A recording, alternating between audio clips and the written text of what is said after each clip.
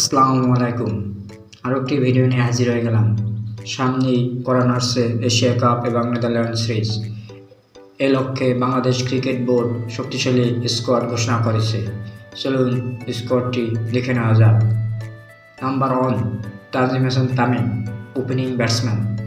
Number 2 Parvez Hossain Emon, opening batsman. Number 3 Liton Kumar Das, one down batsman and captain. Number 4 Towhid Hridoy, middle order batsman. Number 5 Jaker Ali Anik, middle order batsman and wicket keeper. Number 6 Shamim Hossain Patwari, batting allrounder. Number 7 Mohammad Saifuddin, bowling allrounder. Number 8 Rishad Hossain, spin bowler.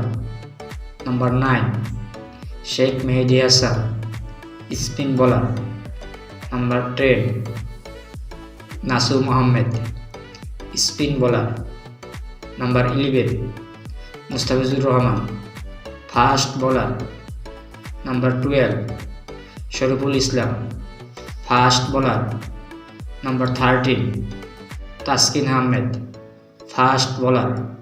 Number 14 Nurul Hasan Sohan, wicket keeper batsman. Number 15 Saif Hasan, opening batsman.